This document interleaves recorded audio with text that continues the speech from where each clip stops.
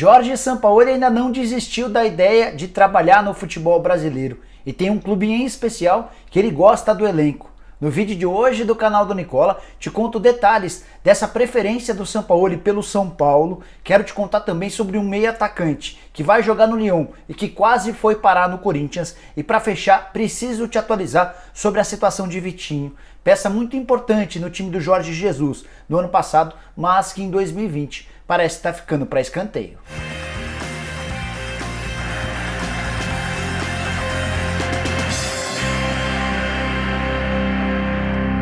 Fala aí pessoal, eu sou o Jorge Nicola, bem-vindo a mais um vídeo do meu canal. E antes de passar todas as informações que eu prometi agora há pouco, quero dizer que esse vídeo é um oferecimento de OneFootball, o aplicativo que você precisa ter no seu celular para ficar super bem informado sobre as coisas do futebol.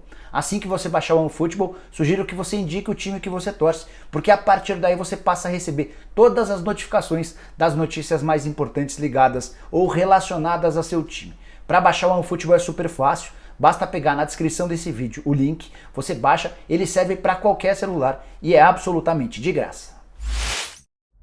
Bora começar o vídeo falando sobre Camilo, meio atacante de 20 anos de idade, que foi vendido dias atrás pela Ponte Preta ao Lyon por 2,5 milhões de euros. E a notícia que eu quero dividir com vocês é que antes do interesse do Lyon, o Corinthians já monitorava a possibilidade de contratação do Camilo há alguns meses. O Camilo, que foi revelado na Ponte Preta, chegou com 14 anos de idade e hoje com 20 pertence ao clube francês. O Corinthians tentou entender as condições do negócio, chegou a procurar a Ponte Preta para demonstrar interesse, mas assim que surgiu o Lyon na parada, o Corinthians acabou tirando o time de campo porque não faria um investimento tão alto desses 2,5 milhões de euros para a compra de um jogador que ainda é, por enquanto, uma aposta. O Camilo, que se tornou a segunda maior venda da história da Ponte Preta, até porque a Macaca embolsou 2 milhões de euros, outro meio milhão de euros foi pago em comissão. Esses 2 milhões de euros equivalem a 9 milhões e 400 mil reais, valor só inferior à venda do Abner, que foi na temporada passada da Ponte para o Atlético Paranaense. É bem verdade que a Ponte ainda pode lucrar com o Camilo no futuro, isso porque a Macaca manteve 20% do valor de uma venda futura,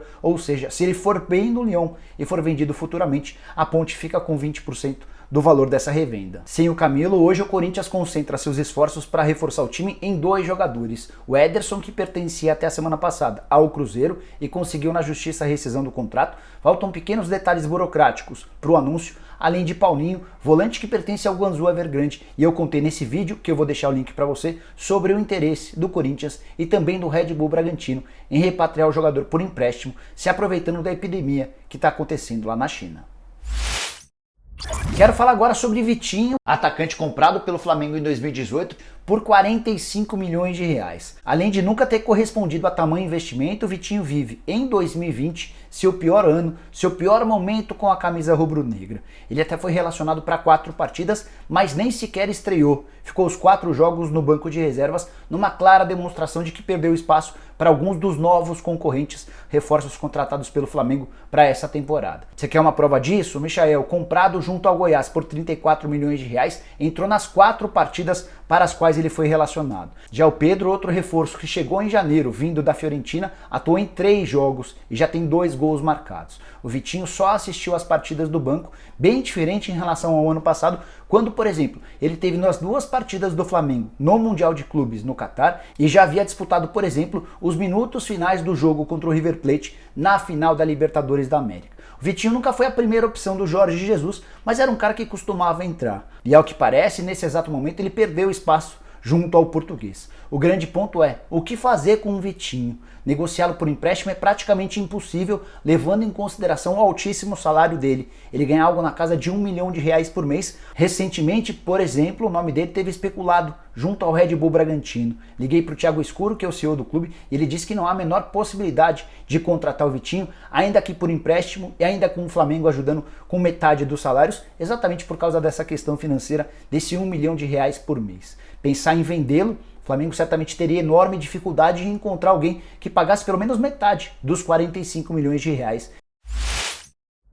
Quero fechar o vídeo com a notícia que eu considero a mais importante. Jorge Sampaoli gosta do atual elenco do São Paulo. E a notícia até soa estranha, levando em consideração que o próprio torcedor do São Paulo anda desconfiado em relação à qualidade do seu elenco. mas o técnico argentino que deixou o Santos na temporada passada e não se acertou nem com o Palmeiras, nem com o Atlético Mineiro, considera o São Paulo uma das melhores alternativas de trabalho no futebol brasileiro. Ele chegou a comentar com essa pessoa próxima que com 3 reforços importantes o São Paulo seria capaz de brigar com qualquer time por qualquer competição já em 2020. Eu perguntei até se Libertadores estaria nesse pacote. E o São Paulo respondeu que sim, que confia demais nesse grupo que tem Thiago Volpe, Daniel Alves, Hernanes, Tietê e companhia limitada. Você que é São Paulino, depois de ouvir essa notícia deve estar se perguntando se o São Paulo pode virar treinador do São Paulo. Calma lá, não é bem por aí. Primeiro porque o São Paulo acaba de divulgar um comunicado deixando bem claro que confia demais no trabalho do Fernando Diniz. E isso não é só um discurso de fora para dentro ou de dentro para fora para tentar convencer torcedores. De fato, o Raí e o Lugano, que são os caras que têm tomado as grandes decisões no departamento de futebol, confiam no Fernando Diniz. Eles entendem que o time melhorou em relação ao ano passado, apesar da falta de resultados. O que eu posso te dizer sobre São Paulo e São Paulo?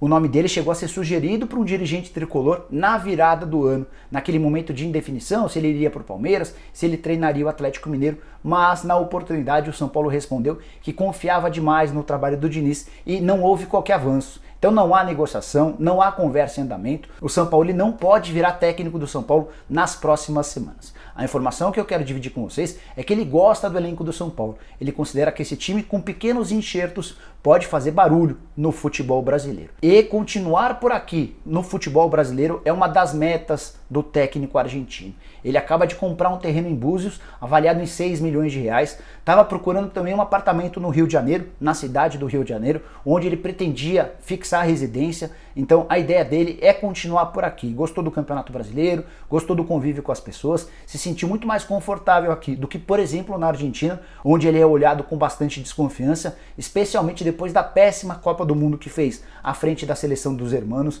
Então a ideia do São Paulo é continuar por aqui. Resta saber se o mercado brasileiro vai ter capacidade financeira de contratá-lo, até porque nas conversas com o Palmeiras, com o Atlético Mineiro e também com o Santos, que tentou renovação do contrato, em todas elas, o São Paulo pediu quase 2 milhões de reais por mês de salário. Esse salário, certamente, ainda que não tenha o Fernando Diniz daqui a alguns meses, o São Paulo não terá capacidade de pagar. Até porque o São Paulo passa por enormes dificuldades financeiras, mas fica a dica, o São Paulo gosta do São Paulo e eu não vou ficar surpreso se no futuro, diante de alguma dificuldade do Diniz, o nome dele passar a ser ventilado no Morumbi. Bom pessoal, eram essas as informações que eu queria dividir com vocês. Espero que tenham curtido o vídeo e deem um like por aqui. Quem ainda não se inscreveu no canal do Nicola, bem fácil. Só apertar esse botãozinho vermelho de inscreva-se. Aproveita e aperta o sininho para ser notificado toda vez que eu fizer vídeo novo ou live. Queria pedir para você que use o Instagram para me seguir por lá no @JorgeNicola. Tô sempre postando vídeos que eu faço aqui no canal do Nicola e é legal para você ser informado de tudo que está rolando por aqui. E para finalizar, use o espaço para comentários para deixar opinião, sugestão, pergunta, dúvida, seja lá o que for. Beleza? A gente se vê em breve. Até a próxima. Tchau, tchau.